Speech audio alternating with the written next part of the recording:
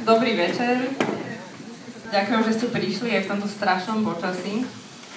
My sa bavili s kamarátkou, že niekto z tohto osadenstva bude musieť byť nevyhnutne krstným rodičom mojich detí. Nebudem to čítať celé.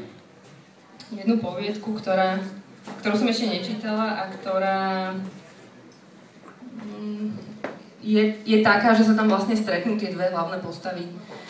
Takže možno, že sa nebudete akože chichúňať celý čas, ale myslím si, že je taká, že významná v rámci toho, že sa tam objavia všetci, je to taká promenáda tých postav.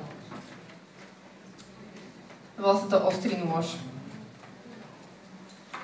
Taniere, plastové poháre, 4 panvice, 1 použiteľná, 3 hrnce rôznych veľkostí a 1 nôž, kedysi ostrý, dlho nebrúsený.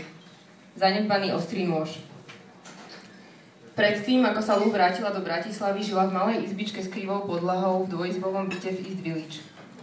Ráno, keď vstala z postele, ešte trochu opitá z lacného vína, občas stratila rovnováhu a spravila 3-4 miniatúrne kroky do strany ako balerína, až kým ju nezachytila stena.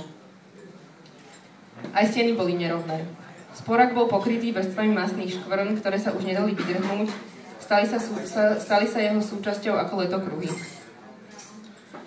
Lou nevedela prísť na to, čo ju spájalo so spolubývajúcim mužom v strednom veku, čo si šúlal vlastné cigarety.